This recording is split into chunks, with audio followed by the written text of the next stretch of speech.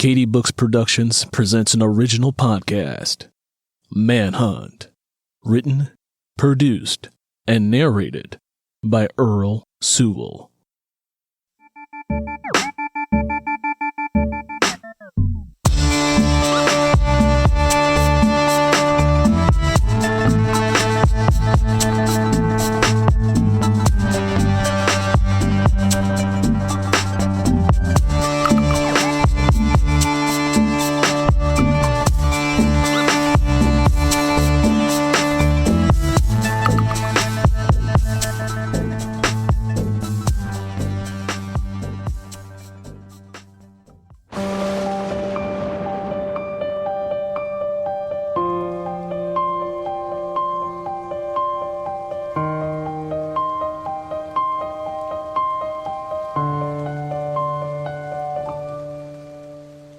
By the following evening, word had spread throughout the family about the tragic loss.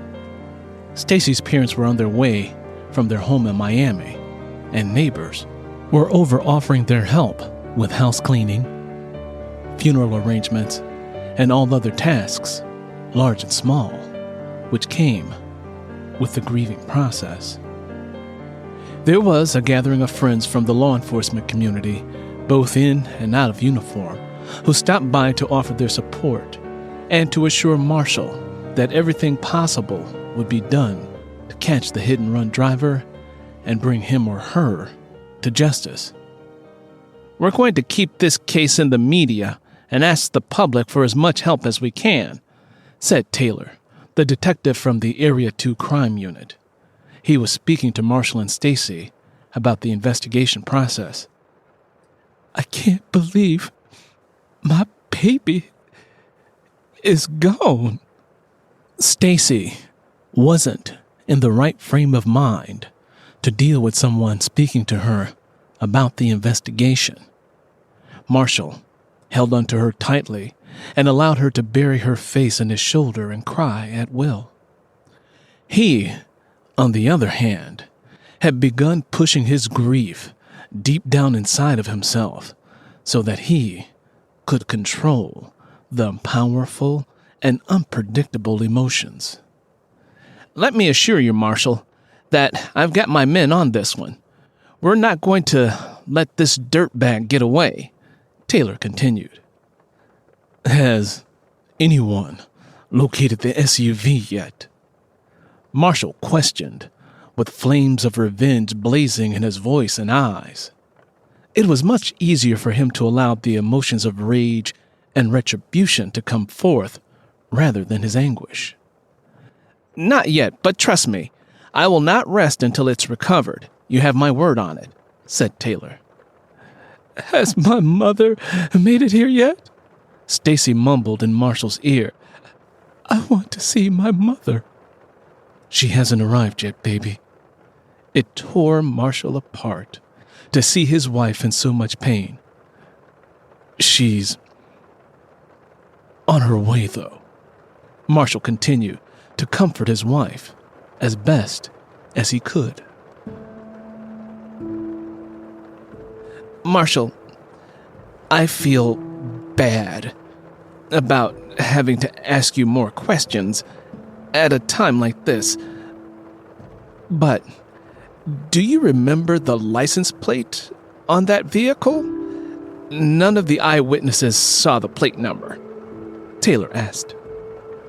"The only thing I recall are the letters C, D, F. I would have gotten the full plate, but I didn't want to leave my baby," Marshall explained. He got a little choked up, but once again, he clenched his jaws and held his breath in anger so grief could not consume him.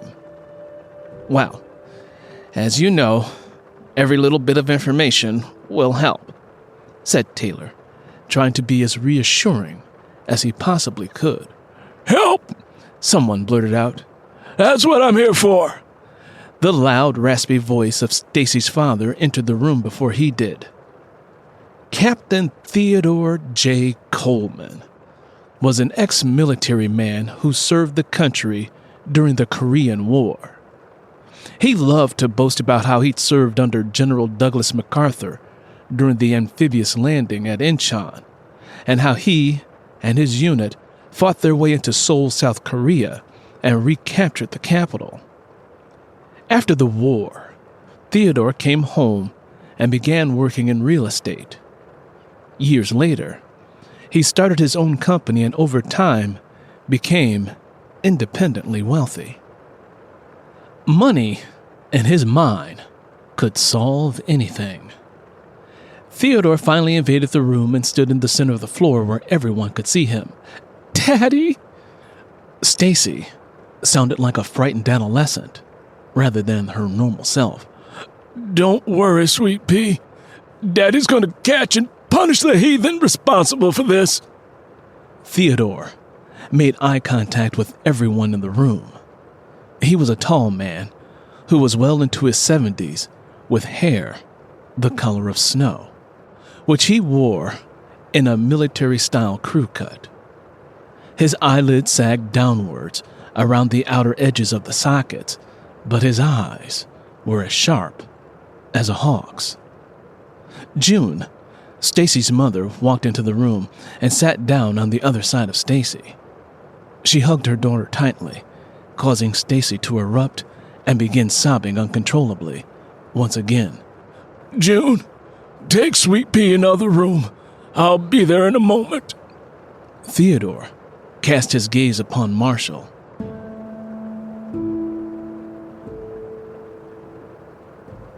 His eyes were full of judgment and disenchantment. Marshall silently felt as if he were half the man Theodore was.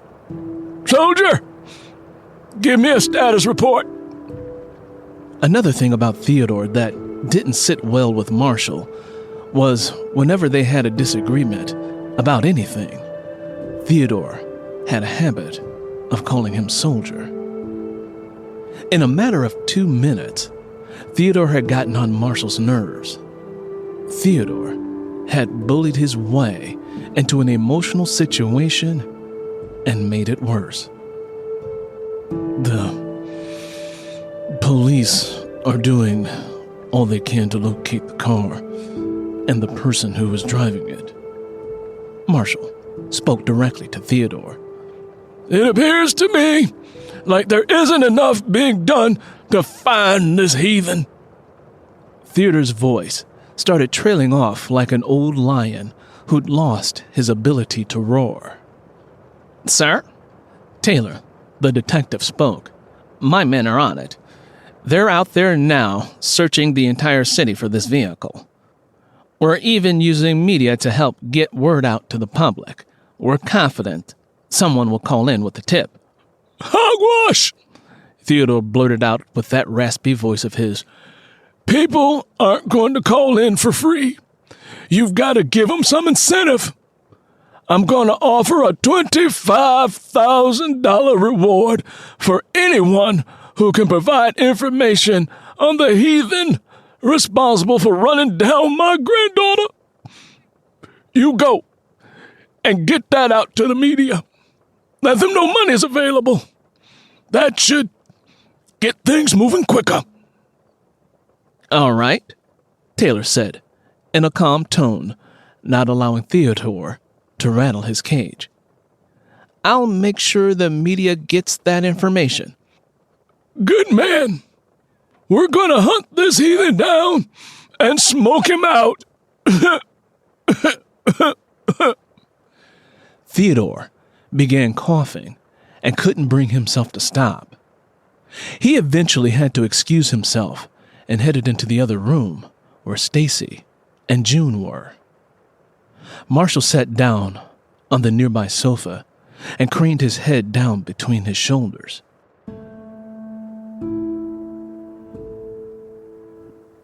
Quentin kneeled down next to Marshall and spoke. "Marshall,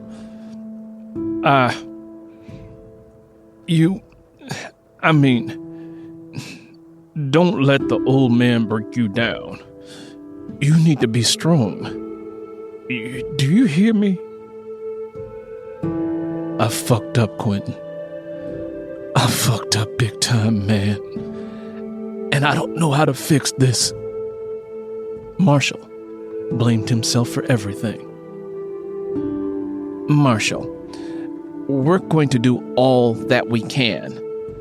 The minute I hear anything, I'll give you a call, Taylor said to Marshall, then lightly placed his hand on Marshall's shoulder as a gesture of compassion and loyalty.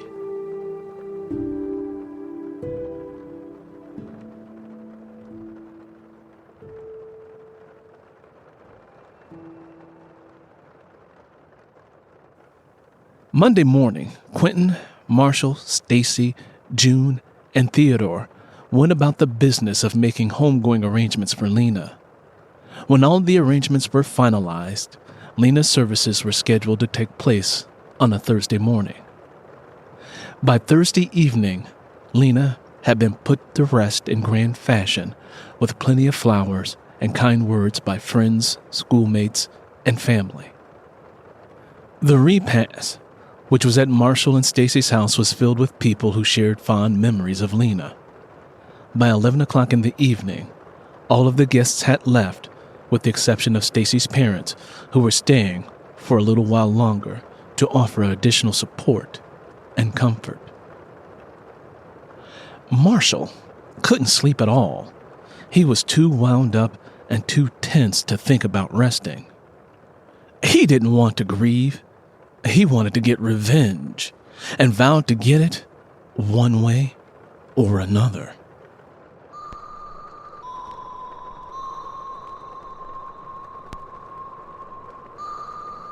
He went into the basement and unlocked his gun cabinet. He planned to use a special weapon to blow the head off the man who ruined his life. As he was removing one of the revolvers, Theodore approached him from behind. "What are you doing?" Theodore asked.